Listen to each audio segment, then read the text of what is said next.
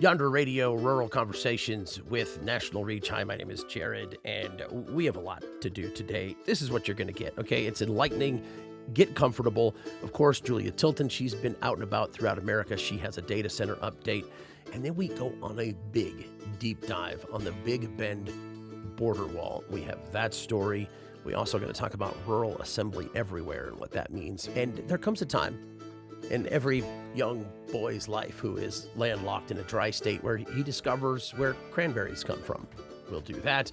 And we have heavy metal music from Gabe Mangold, and he brings the brutal riffage to you. But first, it is the truth delivered from Daily Yonder news editor Jan Patalski. What is going on in rural America? Hi, Jared. This week we start with ABC News and a report on financial protections and vulnerabilities of rural communities due to flooding. Using recent Michigan floods, ABC reported on some research that exposed how across the country, rural communities are often far more vulnerable to those risks due to outdated and not entirely complete FEMA floodplain maps. One of the research companies discovered that while the maps include risk from rivers and creeks, they do not include the risk from climate change related weather events such as outsized rainfall. When you include that part into your maps, it turns out that the number of communities at risk almost doubles. From High Country News, white salmon fighting for free mail, which I thought was a thing. What's happening? Well, in White Salmon, Washington, residents are still trying to get their P.O. boxes for free. That's a service that should be available to a community if the post office is unable to run deliveries. Now, obviously, that happens most often in rural and frontier communities. That service is often lacking. It's very important for rural communities because they don't only use it for letters, it also delivers medications and ballots in many cases. According to a federal report from 2018, U.S. has more than 21 million P.O. boxes. Only about 1.3 of them is free, and that costs the post office $39 million a year. According to some researchers cited in the story, instead of thinking about the Postal Service as a business, maybe a better framework would be to look at it as a public infrastructure. And from the Colorado Sun, Rural is Rad. What is this initiative? Rural is Rad is a collective of now more than 50 brands that got together to try and amplify rural innovators in the outdoor business and industry space. What they do is they get together and try to attend trade shows, create opportunities to showcase their wares outside of their smaller communities. But recently, they are planning on opening a actual physical hub in Gunnison where folks will be able to store and manufacture some of the goods. They are also trying really hard to make connections between investors and consumers and the companies easier for those involved with Rural is Rad. Mel Jan Patalski is rad. Daily Yonder News editor from the Daily Yonder Newsroom. Thank you so much. Thanks, Jared.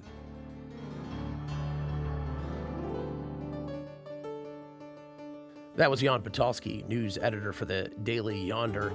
And now we have regular updates on data centers across America. And the person that does it, Julia Tilton, reporting along with Alana Newman. Now it's in Illinois. What is the latest with data centers there?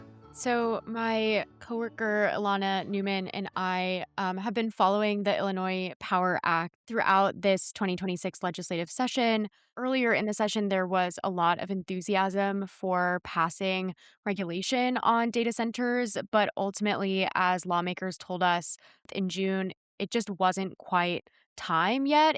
The lawmakers weren't quite ready to pass this pretty substantial bill that would regulate data center development in the state of Illinois. And so the feeling is that lawmakers will return to the Power Act, which stands for Protecting Our Water and Energy Resources, this fall during the veto session, which begins in November. Roughly 7 out of 10 voters want regulations.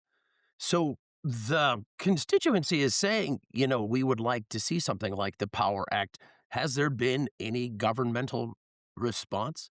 At the federal level, no. While there have been some bills proposed by lawmakers in Congress, there really hasn't been much movement on this issue at the federal level. And instead, the regulation has been left by and large to the states. At the Daily Yonder, we have covered a number of other attempts to regulate data centers. You and I have talked before on the radio about what happened in Maine with LD 307, which was a bill that passed the Maine state legislature to put an 18-month moratorium on data centers. That bill was ultimately vetoed by Maine Governor Janet Mills. And so it just speaks to this trend of state lawmakers trying to take action to catch up with the rapid acceleration of development of data centers, but policy ultimately moving slower than the development of data centers themselves. Well, and we see in Illinois that Governor Pritzker, he offers a moratorium on tax incentives, but that hasn't stopped development. No, that hasn't stopped development. And as one of the advocates that we spoke with at Prairie Rivers Network, which is an environment focused nonprofit in central Illinois, spoke to us after the Power Act failed to pass the Illinois General Assembly. And essentially, I thought put it quite plainly when he said, the time between now and when lawmakers take up this bill again in veto session is just additional time for data centers to get approved without any kinds of regulations on the books for them to adhere to in the state of Illinois. Is it your understanding that something like the Power Act is something that A, can pass, and B, would be a blueprint for other states? It certainly seems like from our interviews with policymakers and also environmental advocates that there's a real hope. And I think that the roadmap released by Governor Pritzker's office after the Power Act failed to pass speaks to this, that Illinois could be a leader certainly in the Midwest region on data center policy. But that really remains to be seen because Illinois has yet to pass any kind of regulation on data centers. Across the country, you have reported that 7 out of 10 voters do not want data centers in their area. I mean, we've seen some bureaucratic response, but have you seen in any of your reporting any corroborating bureaucratic response to 70% of Americans saying they don't want data centers? Yeah, it's interesting. So that 70% of Americans or 7 in 10 Americans that don't want a data center in their area comes from May Gallup polling across the country. And so, still relatively recent. And I think the answer to your question really remains to be seen, particularly as we get closer to the November elections, November midterms.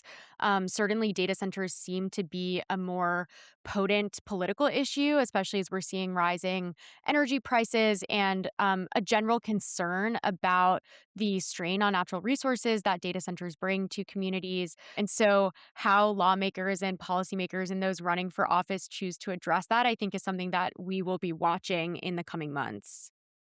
And what do you find with proponents, the active campaigners of something like the Power Act? Are they dispirited? Are they hopeful? Are they seeing that something could happen for the communities they represent? Yeah, so my coworker Ilana and I spoke with House Leader Robin Gable. She was one of the co-sponsors of the Power Act, and despite it not passing this legislative session, she seemed rather optimistic that some type of regulation on data centers will get done. But she stressed to us that these kinds of bills that are sort of the first of their kind to do this kind of regulation on a relatively new or growing industry just take a while for, a broad consensus to get behind. And so in the span of the 5 months in the Illinois General Assembly session, it just wasn't enough time for that broad consensus to decide to take action, but that we might see action later this year, if not in the following legislative session. So there will be time for, I hate to say sides. I see less sides here more than just a community conversation. And maybe I'm wrong. Maybe I'm being too idealistic. But so there is time now for the conversation to get to a point where maybe there'll be a culmination of regulation or not. Yeah, and it sounds like, at least for policymakers in Illinois, the plan is to engage with different kinds of stakeholder groups this summer. There were a number of hearings. Ilana and I actually got to attend a hearing on water resources while we were in the field reporting on the Power Act earlier this session in April. But there will be more of those kinds of meetings to have all voices come to the table and weigh in on what kinds of policy they want to see to regulate, again, this fast growing industry in Illinois. Which brings up the question, what is next? Is it you gonna be looking more into Illinois or where are I know you're already working on it. What are you working on now? I'm working on a project that I am pretty excited about to have some data visualizations showing data center development in rural America by a bunch of different factors. So we'll have a couple of maps that slice this data center story in different ways. I'm working on that with our data editor, Sarah Malat, who's also a Yonder Radio frequent guest. And so I hope that we'll be able to talk about that at some point, including what we found and some of the challenges with obtaining data on data centers at this point in time. Did you hear the lilt in Julia's voice when she mentioned data representation? Because this is the kind of person you want covering these stories, is someone who gets excited about the data. And so there'll be more of that. Thank you so much for coming by with an update. Thanks, Jared. Once again, that was Julia Tilton. You can find all her reporting about data centers and much more at dailyyonder.com. And of course, if you're just kicking back with us, we will have it here as well, just like Gabe Mangold, our featured musician this week from Del Norte, Colorado. You've heard him on the show before. We had he and his partner on, Jocelyn Catterson, as they collaborate on their duo, The Beauty and the Horror. If you haven't looked them up, incredible. But now it's Gabe's turn. The heavy metal guitarist for a number of bands and projects, including Enterprise Earth, Devil Driver, Dead Icarus. The man has fans. Gabe, I threw on some Enterprise Earth for my 16-year-old, and it got electric. You really bring it.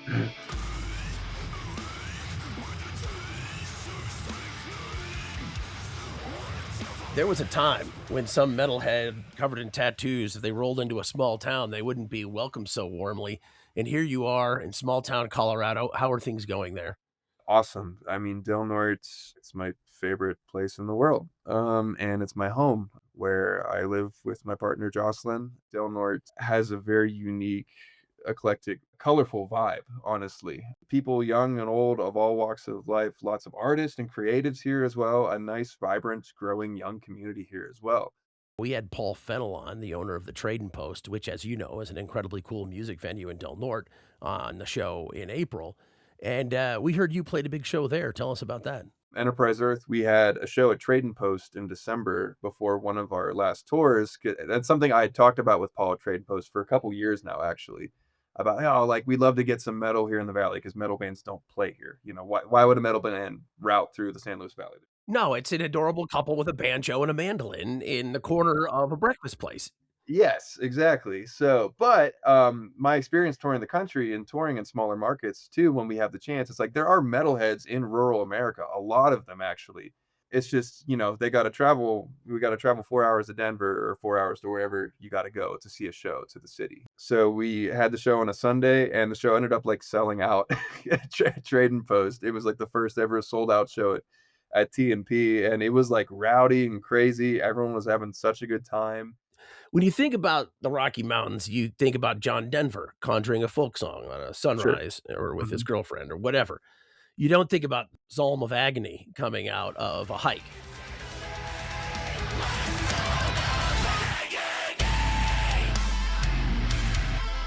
So is it inspiring you? Is it inspiring the music that you're doing with these bands, being where you are in the mountains? Totally. And actually, like, Psalm of Agony was written here. The Chosen was written here. The nice thing about Del Norte is over my years of traveling, I just fell in love with rural America. And Del Norte, a town of 1,500 people, is extremely rural, but still has all the town stuff you need, and whatnot. So, even looking out my window right now, the house we're on is like 5 acres. It's quiet and peaceful. You can just walk out into the brush a little bit if you want to. And the house that Jocelyn and I are building is on 44 acres, and we can just walk out the backyard and go for a hike, and there's no one there. Well, and the best thing, there's no noise complaints on a 44-acre parcel.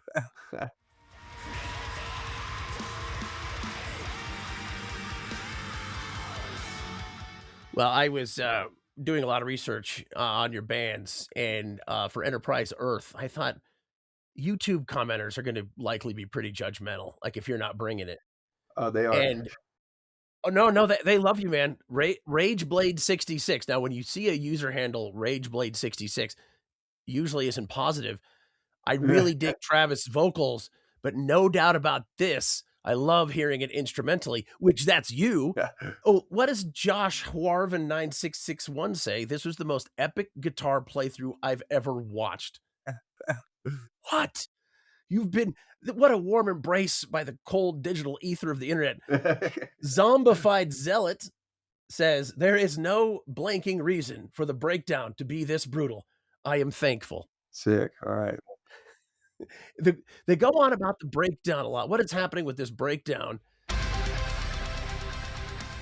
Honestly, like a lot of the times when I write songs, I just get into a flow, and whatever comes out comes out. I'm not like trying to calculate this or think about that. I do have general songwriting practices and structures in mind, just from all the years of doing it. But like when we got to that part, I was like, okay, some big gnarly vocal, intense, like aggressive vocal buildup into some heavy freaking riff. Well, some people pay for therapy, but you're getting paid for apparently breathing fire out your eyes. Yeah, no, and honestly, like performing and writing, that is a version of therapy for me. Yeah, that it's another flow state. Writing a song puts one in a flow state. Performing puts one in a flow state. Going all out on stage, running around, spinning around, thrashing, whatever, and then the crowd's doing that too, and it's this like circular symbiotic energy that happens between us and the crowd, and it's concerts are therapy, especially metal shows, because there's so much energy, and that's what drew me to metal initially. My first show ever my dad took me to see was Kiss when I was like 5 years old. incredible. And I'm like, what the hell is going on? Why he's spitting blood and there's fire and then he's shooting out in the crowd and there's rockets out of his guitar and everyone's having a good time. I was like, this is cool. The energy of a metal show is unmatched. You will not find that in any other genre of music. And something people may not realize, it's a positive energy. Exactly. And that's the thing. Like a lot of people, like I've had friends or friends of friends that have come to like one of our shows or just gone to a metal show because their friend was going. They're like, yeah, I'll check it out. Like I'm not into this, but I'll check it out. Sure, why not? They go to a show, and that's usually when they're converted. They're like, oh, I see what this is about now.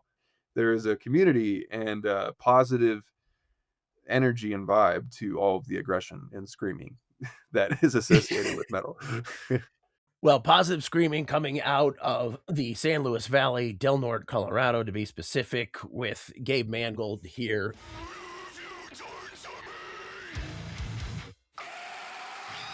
Thank you so much for telling us about what it takes to make that happen. Totally.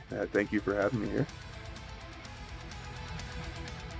You can find more of Gabe's epic and brutal guitar playing with his various projects: Enterprise Earth, Devil Driver, Dead Icarus, and of course the beauty and the horror, wherever you listen to music. Well, it's almost time for a break, but first we have to have your first trivia clue for the week. We'll give you 3 trivia clues throughout the hour and then reveal the answer at the end of the episode. And this week you get an extra hint. If you've been listening to the show recently, you just might know the answer. Here's the first clue. The answer to this week's trivia is a historic movement that began in Odessa in what is now Ukraine in 1881. So we'll have more hints and the answer, and then we're doing a deep dive in the Big Bend region on the border wall. That's coming up on Yonder Radio. Yonder Radio, rural conversations with national reach. We're about to go to West Texas, but on the way, of course, trivia, more clues, bogs, which are important for Pete's sake. That's some quality wordplay you may not have picked up there, but you'll know more about bogs soon. But first, West Texas. This is where the Trump administration is moving forward with plans to build a border wall across 500 miles of the Big Bend region. Now, this area is known for its rugged landscape, its isolation, and its beauty. Here to tell us about it are daily Yonder reporters Madeline Figueiredo and Anya Petrone Slepyan. Madeline, we'll start with you. Let's just get oriented with the big picture. What is going on with the border wall in the Big Bend region of West Texas?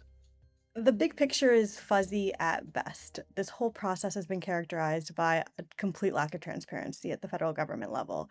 The Big Bend region is in far west Texas. Think about going somewhere where for literally miles and miles you cannot see anything around you except for mountains and desert. We're in the middle of the Chihuahua Desert. And in this area, the Trump administration has poured billions of dollars into the construction of a border wall that is looking to be about 30 feet tall and completely made of steel that will be extending throughout the region. And it was originally proposed to go through the national park.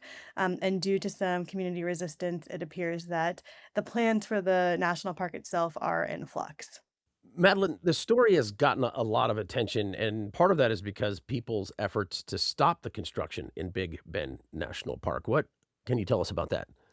The construction is going to affect not only the national park and the state park, but a large span of land throughout the region. And this is going to affect everybody, the local business owners, landowners, folks who built their life around the nature and the economy and the ecosystem of this area. And so it's really been a community effort to bring visibility to what is happening and to work together to stop it. Not only because, this wall could interrupt that ecosystem, but also in order to build it, they're moving at a rapid pace that is requiring the federal government to waive dozens of environmental and cultural protections that are in place and are essential to the archaeological and environmental landscape. And Anya, what else would you want to add? Another thing is that where they're proposing building the wall would cut off river access for all of these people along the entire route of the wall. And so that includes farmers and ranchers whose livestock drink from the river. That includes people who own small businesses that involve rafting or boating on the river. And that also includes just property owners who, have the land that they have because of the access to the river. And now instead of river access, they're all going to have a 30-foot steel wall across their backyard and through their property. And this is why it's so important that you were there, because you spoke to people. Who did you talk to, and what was their reaction? We were lucky that we could connect with a really broad spectrum of folks in the area, from landowners and business owners to county commissioners and local government representatives to people who were just passing through. One of the people we spoke to is a guy named Charlie Angel. He is a river guide. He has his own business. He has land that is adjoining the river. So he's really interested in protecting the history and the natural value of where he lives. Madeline and I had the opportunity to attend a county commissioner meeting in Presidio County, and there were a lot of people speaking really passionately, and Charlie was one of them. My name is Charlie Angel. I'm from Redford, Texas. I can't believe I just pledged allegiance to a nation and a flag that's going to take away my business and my house. That's ridiculous. There is no border crisis, and we know that. Everybody here knows that. There is an existential crisis. Everybody that has land along the river or cares about the Big Bend, we're going through the existential crisis. My life is getting ruined. My business is going to get ruined. Everything's going to get ruined. The wildlife will get ruined. There's going to be a crisis on the border at my house, I can guarantee you. It's going to be some kind of Waco-style stuff. Somebody needs to change that. This courtroom has the power. And I do too, and everybody else here does. So this is a huge story, but you've broken it down into some bite-sized pieces for us. What is first? Well, one of the things that we got from talking to everybody was just how important local newsrooms have been in keeping track of what's going on. And like Madeline mentioned, it's all been very opaque. It's been really hard to get a handle on what's actually going on because things are changing so rapidly and there's so little publicly available information. But local newsrooms in the area have done a great job tracking down all sorts of information and making it publicly available. And according to Charlie, he actually helped get the ball rolling on that. It was in February, and I have a friend who has a family member in the Border Patrol, and that friend said, "Hey, guess what I just heard?" And I was like, whoa. And so I called the Sentinel. I said, "Hey, have you heard of this?" Anya, and now your piece on local journalism in the Big Bend region. The Sentinel Charlie mentioned is the Big Bend Sentinel, a nonprofit newspaper that has been covering West Texas for 100 years. When Charlie called Rob D'Amico, the editor of the Sentinel, little confirmed information about the proposed border wall construction was publicly available. Early details emerged in fragments through contract filings and letters addressed to property owners, and spread quickly through the rumor mill. By mid-January, community members and local journalists were struggling to piece together the scope and location of the proposed construction. One of those journalists is Sam Karras, the only full-time news reporter for the Sentinel. She's been following the border wall story for months and has made the Sentinel a go-to source of verified information in a rapidly changing situation where official details are hard to come by.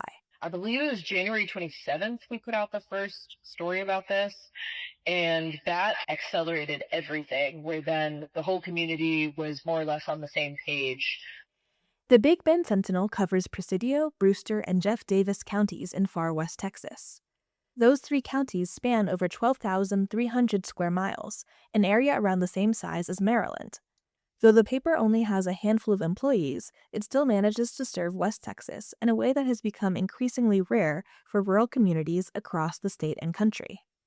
In addition to the Big Bend Sentinel, residents have also turned to Marfa Public Radio. Travis Bubenik is the news director. Just as soon as landowners and residents who would be impacted by this project started hearing whispers of it, we knew in the press almost right away because they were reaching out to the press. They were sharing government documents, CBP letters that they received with us pretty freely, in a way that doesn't always happen in bigger places, urban places. Because again, we know these people. At Marfa Public Radio, a 2-person reporting team covers far west Texas and the Permian Basin. The station reaches communities from Midland to Presidio, covering what Bubenik describes as fundamental civic information. In the absence of transparent plans, early reporting on the border wall relied heavily on record searches and information offered by landowners who had been contacted by the Department of Homeland Security. The investigation became a community effort, according to Bubenik. In a lot of ways, people who live here began practicing journalism in the sense of just like trying to get answers, right? I mean, just as we were reporting on this story, so were everyday people. They were trying to figure out what the details were. They were talking to their local elected officials in the same way that we do. They were showing up to meetings, trying to learn more. Early reporting by small newsrooms established a timeline of events, identified key contractors and federal agencies, and documented where proposed construction could occur, efforts that began to draw attention well beyond West Texas. Karras says that short videos for social media have been especially effective tools for reaching a broad audience and providing updates on new information. It's really prompted us to join the 21st century. The newspaper comes out once a week and things are happening so incredibly quickly that it's kind of shifted the way that we think about news. But even as the story has drawn national attention, the difficulties of reporting in a remote region remain. With limited staff and resources, newsrooms face difficult decisions about what they can and cannot cover, and how to incorporate external reporting, according to Bubenik. We're one of the only media outlets in the region. We can't cover it all. Every week there's some little aspect to this story that we just have to say, we can't cover it. We just don't have enough time, resources for that. We have to stay focused on the bigger picture. For Karras, the moment highlights the importance and potential of local rural journalism.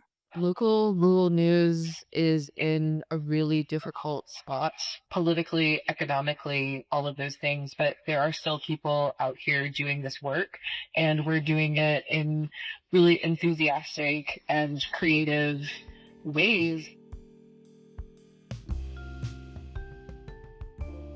So, what was it like being reporters on the ground and seeing what all the local outlets were doing? As reporters, we're news nerds, and it was exciting to talk to so many people who were reading their local newspaper and were really jazzed about the work that other reporters were doing. We heard from so many people who said that they knew about this issue and they were involved in this issue because of the reporting that they had seen. One of those people was Yosdi Valdivia, who is a resident of a small border town called Presidio. I knew about the border wall thanks to Sam Karras. I saw her videos, it was thanks to her TikTok videos with the Sentinels. Yeah, so it was thanks to her.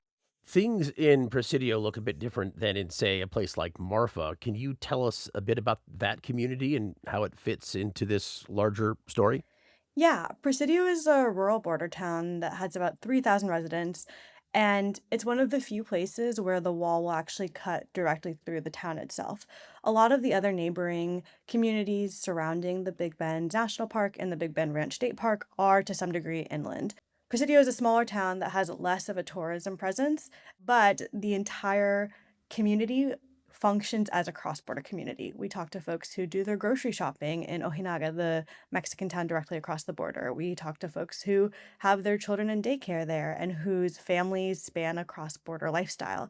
And so that town not only, is going to have a border wall in their backyard, but will also kind of have an entire interruption to their way of life. Here's the story.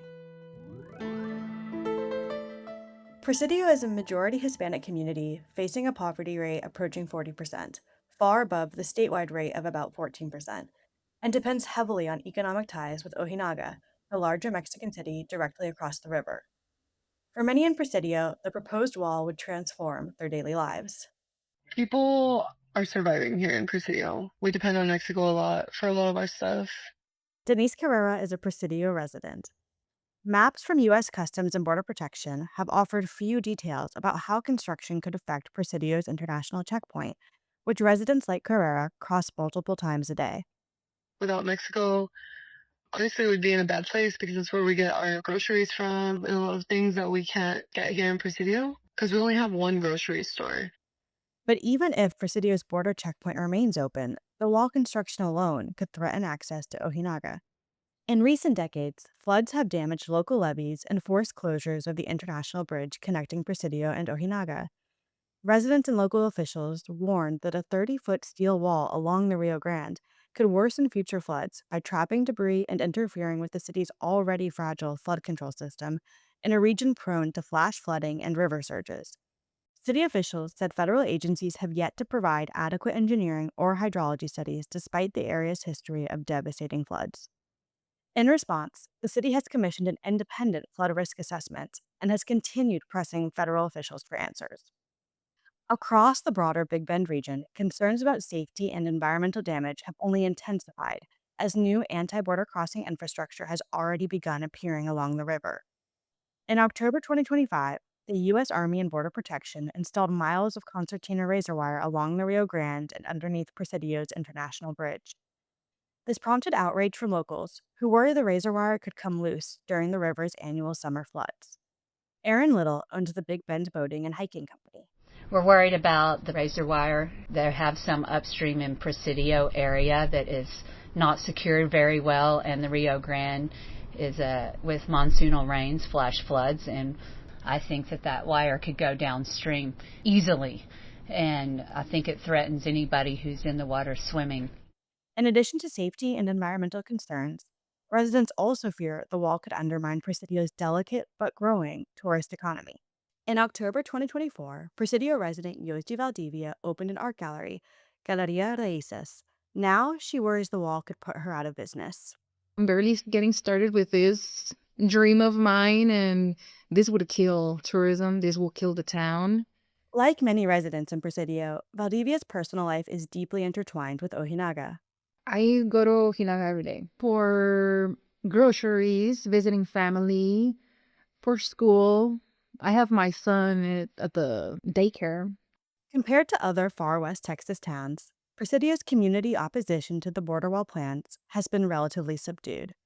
Valdivia thinks this is partially because there's not as much information available about the wall in Spanish, which is the language most Presidio residents speak at home. As part of her work with the No Big Bend Border Wall Coalition, Valdivia is working on spreading the word. We're planning to do like some radio commercials for Ojinaga. There's a radio station there. We don't listen to the Marfa radio here because we only speak Spanish here. Well, mostly. Another reason some Presidio residents may be keeping quiet is intimidation and fear that there may be consequences for speaking out, according to Valdivia. A lot of people are afraid of the government, truly. Like, they think they're gonna remove their green card. For Presidio Mayor John Ferguson, that fear has heightened his responsibility to the community. He spoke at a Presidio County Commissioners meeting in April. The Presidio community needs to get more engaged. I think they're intimidated. Those of us who have that authority and that representation, we need to come together immediately, fly into action, and represent everybody here in the Big Bend. In April, Presidio City Council unanimously passed a resolution opposing the border wall and urging the federal government to reconsider its plans. U.S. Customs and Border Protection said construction in Presidio County will begin this summer. There's the deep dive on the Big Bend border wall, reported by Daily Yonder reporters Anya, Petrone, Slepyan, and Madeline de Figueiredo. You can see the stories at dailyyonder.com and the ongoing local reporting on the border wall at bigbendsentinel.com and marfapublicradio.com. Well, it's almost time for a break, which means it's time for your second trivia clue. We're talking about a historic movement that began in Eastern Europe in 1881. This movement led to the establishment of far-flung Jewish farming colonies in remote locations like Sicily Island, Louisiana, and New Odessa, Oregon. So that's your second clue. We have more coming up. Also, we got to get ready for a multimedia potluck of sorts with Rural Assembly. It's called Rural Assembly Everywhere, and it's for everyone. We'll learn more coming up on Yonder Radio. Yonder Radio, Rural Conversations with National Reach. Our next guests are near and dear to our heart at Yonder Radio. It's part of the family. Madeline Matson and Tainham Fotheringill. They lead the Rural Assembly, a project of the Center for Rural Strategies, like us here at Yonder Radio. The Rural Assembly connects rural communities, innovators, and leaders from around the country. And on July 23rd, they'll host a nationwide virtual event called Rural Assembly Everywhere. How long has this happened that you've been everywhere at once? Yeah, so Everywhere came out of the pandemic in 2020, actually. We used to do these large in-person gatherings, and obviously the pandemic kind of took that ability away. So Everywhere was created as a way to continue to gather rural people together, even though not in person, but digitally, remotely. And we have continued that since 2020. It's morphed every year based on what we think is important and what we think rural people's needs are. But Everywhere, the concept came out of 2020 in the pandemic. It reminds me of those halcyon days of the internet where it was just beautiful. There's inspiring music and this connectivity that was going to bring us all together. Tainham, is that the case? Do you feel that? Honestly, with Everywhere, yes. Most people are coming to Rural Assembly's programming to learn about what other people are doing. And they show up and they're just like genuinely curious about what's going on and have a lot of heart for the rural places that they grew up in or live in now and care for. And the other top thing that we see from Rural Assembly Everywhere in particular is that it is a source of enthusiasm and inspiration for people who are on the ground in their communities doing hard work throughout the year. And so people show up in Everywhere and there's a chat that goes and there's genuine connections being made and people just are really excited to meet each other and get to see what's going on across the country. Well, it looks like they're excited because you already have all the partners you requested. Who's an example of a partner and what as a partner are they doing? We have, over 30 partners who are joining us this year. Last year was the first time where we layered on in-person programming to our virtual broadcast. With the 30 folks who are on board this year, it's something like 22 states represented. And what we wanted was to offer something that people who are already really connected in community organizing, wherever they are, could add on with. So how could you, wherever you are in your local community, dial into national rural conversations like Yonder Radio? How could they layer on things that they need to talk about in their own communities? And so how could those partners then talk to each other, get to know each other a little bit more, get access to all the folks in the Rural Assembly team? So somebody who is really taking that and running with it is April Martin of the Wild Rose Center on the Northern Cheyenne Reservation. They had a great potluck group conversation, had some music in person, and they're doing it again this year. What can people expect either in person or virtually at this year's Everywhere? It's going to be a variety of conversations ranging from rural music. So actually some friends of mine, Holiday Friends, will be performing.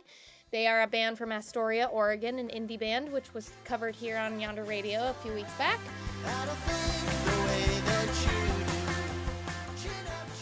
There will be a conversation with author and journalist Mary Annette Pember about her recent book, Medicine River. It is about the generational trauma and legacy around Native boarding schools in the United States.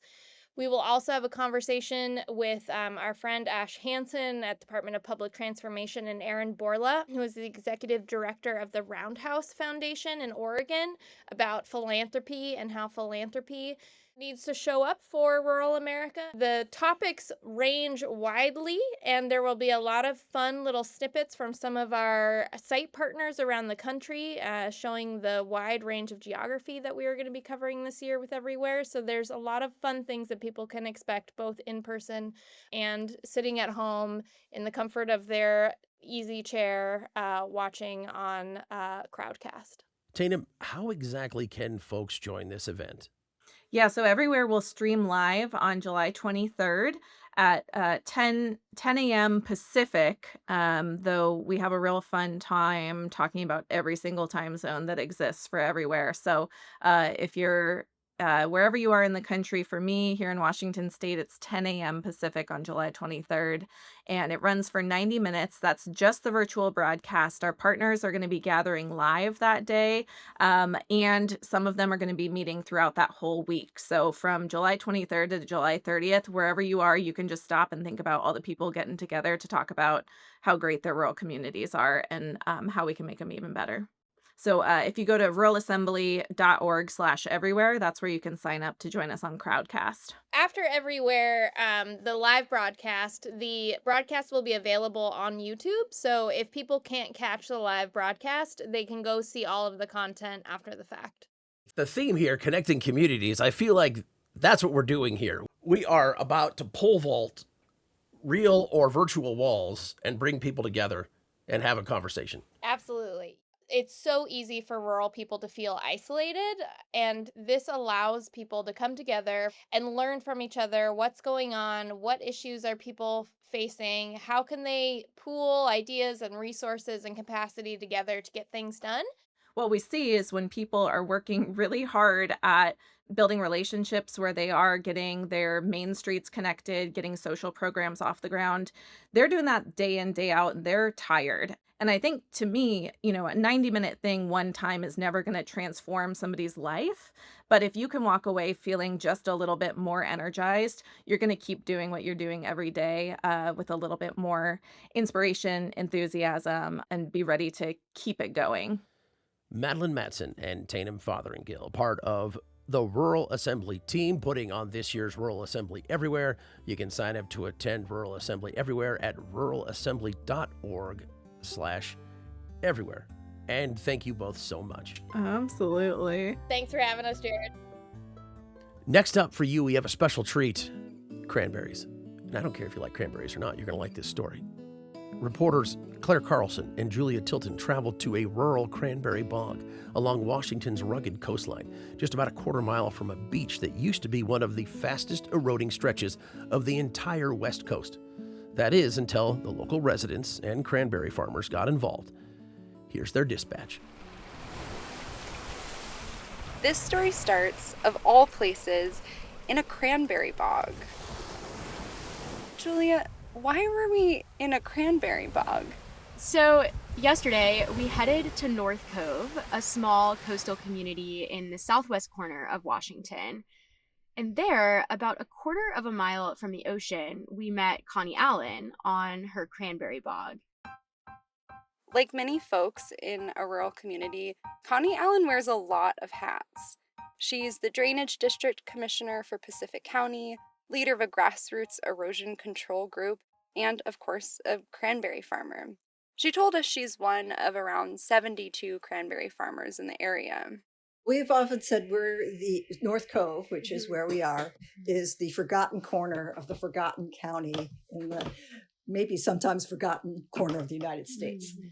Something to know about North Cove is that the ocean just down the road from Connie's cranberry bog has been documented as the fastest eroding shore on the West Coast. The state of Washington calls this area the fastest eroding spot on the West Coast, shaped by geology and strong tides. On this stretch of shoreline alone, 76 feet per year, swallowed by the Pacific since 1945. There's been whole neighborhoods in North Cove that have fallen into the ocean. In some places, the roads just end, signaling where the ocean has reclaimed them. Since 2017, though, the beach has started to grow.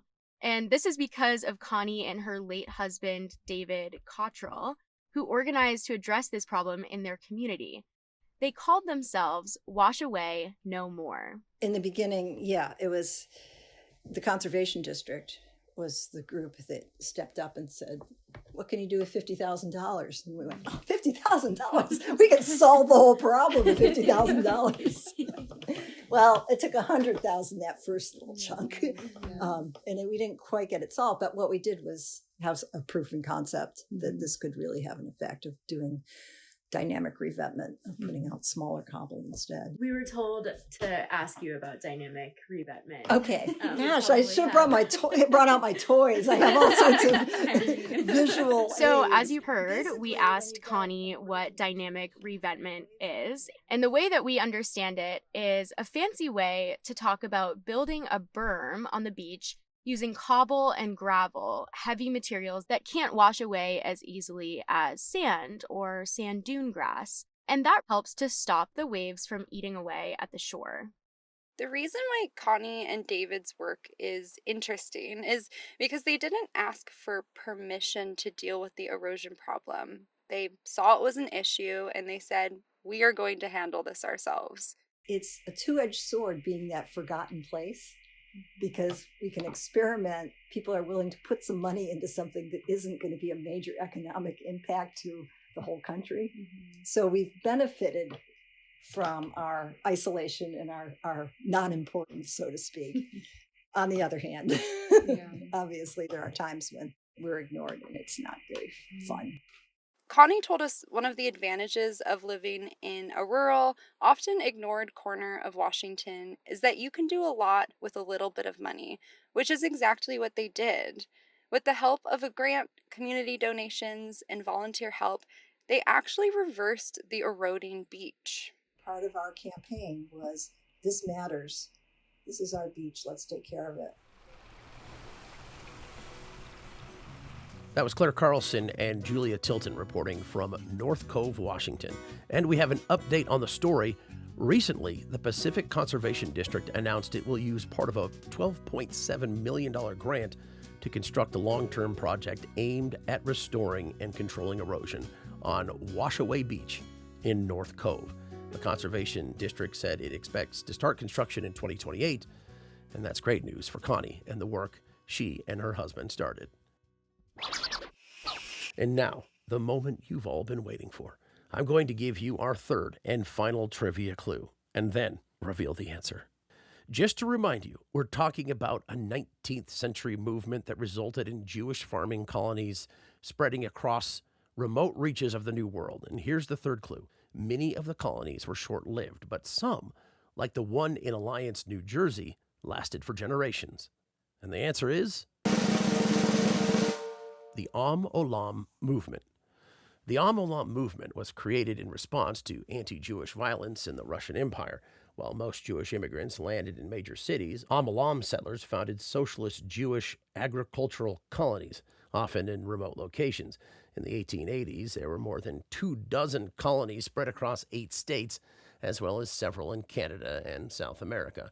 But because of laws that prevented Jews from owning land in the Russian Empire, few of the settlers had any farming experience. This lack of agricultural knowledge, combined with the difficult environmental and economic circumstances of the colonies, as well as internal ideological disagreements, led most of the colonies to fail in a matter of years. But, as Anya Petrone Slepyan reported in a previous episode, the Alliance colony in southern New Jersey's Pine Barrens is an exception. Today, the land is still stewarded by the Levin family, marking 6 generations since the community was founded. Well, there we go. We did it again. Another hour of Yonder Radio, and we greatly appreciate you listening. You can learn more and listen again if you'd like at yonderradio.com. Thank you for listening to Yonder Radio, a production of the Center for Rural Strategies, publisher of the Daily Yonder. I'm your host, Jared Ewey. The Living Tradition segment was produced by Nicole Musgrave. Thanks to Don Castle and the Tennessee Sheiks, Steph Gunno and the Lone Tones, Quincy Ponfair, Leo Pozell, and Tim Merima for the great music. Our editor and producer is Susanna Brown. This episode was also produced by Anya Petrone Slepyan with additional support from Alana Newman and Julia Tilton. Our executive producer is Joel Cohen. The executive in charge of production is Adam Georgie. Yonder Radio, Rural Conversations with National Reach.